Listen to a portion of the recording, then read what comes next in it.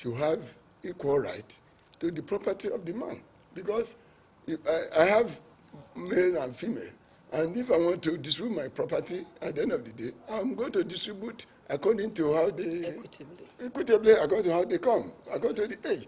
I will not, because of anything, do it at the jeopardy of the other children. They have to, because you are born equally. The fact that somebody is a female children does not remove the fact that it's has your blood, it's your children. Okay. It's your child. Barrister, Yes.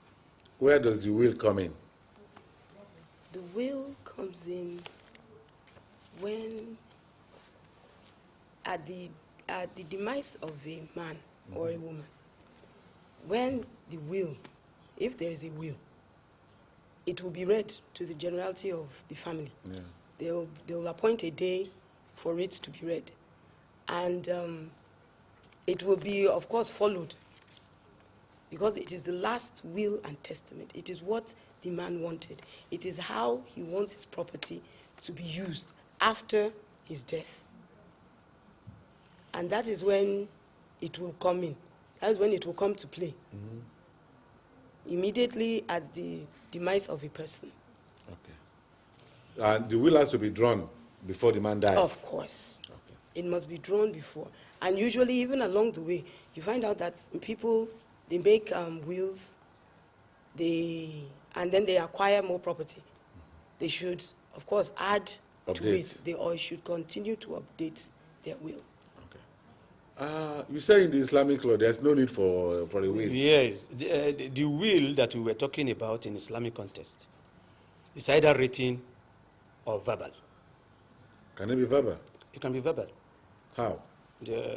Maybe you can tell maybe a friend of yours that this is what I want to be given out of my total something. It can be verbal. It can also be documented, as the barrister just said. Okay. Are you okay, sir? But not for those who are to inherit. You could never have a will for your wife because your wife has bona fide right in the inheritance in Islam. Yeah, but you have just you said but by yourself that the woman has just a percentage of what the man has. That is it. That is not as regards the will. Okay. The will is for those who are not eligible to inherit. Maybe my houseboy. Take, for instance, it's not part of me, but it's my houseboy. But he has served me very well. I may decide to give him token out of my property. That's in will. But it may not exceed 1/3 of the total estate you are having. Is that an injunction? In an injunction of Islam. A will should not carry more than 1/3 of your total estate or your total property. If it is more than 1/3, they must seek for the permission from the heirs. That will you allow us to deduct it? It's more than 1/3. What if a man decides to will his estate to charity? That is what we call al-waqfu in Islamic context, endowment. It's possible. But not for those who are to inherit. We do not make will for those who are to inherit, like your wife, like your children, because the Quran has taken care of them. It has given them the proportion each one of them should have. Like husband, what do you have from your wife's property after his death? 1/4, if there is children. If there is no issue, half of the total estate, half of it. That is in Islamic context. If you go to Quran chapter 4, verse 11 and verse 12, you will see it there, clearly written. Quran chapter 4, verse 11 and verse 12. That is that. Okay. So the will is outside. Okay. Prince Iroju, if there is a will and the children are not satisfied with the will, what happens?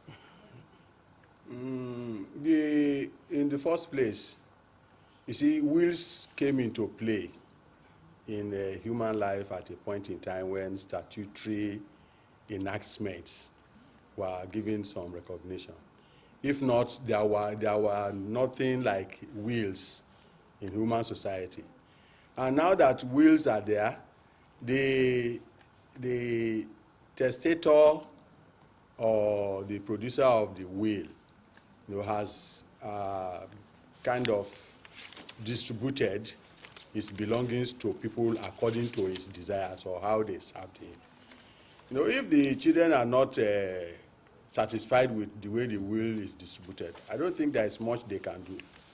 You know, because the owner of the property has said that is the way he wants it distributed. But there is the aspect of fairness. Take, for example, a man in Egypt had a daughter who was always eating chewing gum, a lot of chewing gum. There is never a time he saw her that there was no chewing gum in her mouth. So he was telling her to stop chewing gums. You know, she refused.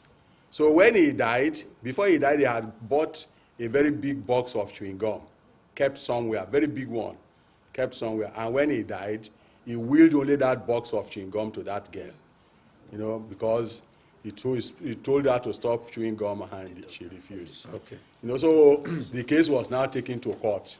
That how could her father, that is what he did was out of sentiment.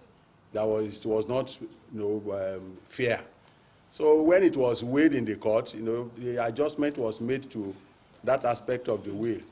And again, there was another man who said everybody in his home hated him, you know, except his dog. You know, that it was only the dog that loved him, never cared and so on. He willed everything he had to the dog. So the children had to take the will to court to say that how could their father will everything he has to a dog when they are living? You know, and the court made some amendments. So even if it is willed amongst them and somebody is cheated and so on, they might still challenge it in court of law on grounds of fairness, you know, and it might be considered in some cases. Okay. If a Muslim man dies and he wills his property to somebody else, or even to his children, the way he wanted it to be, is there anybody that can challenge it to that Islamic law to say the man has not done this according to Islamic ways? Yes, if it has gone against the tenet of Islam, it will be challenged. And the children are okay with it? Well, if they are okay with it, no problem then. Okay. But in Islamic context, a Muslim should not will out all his property.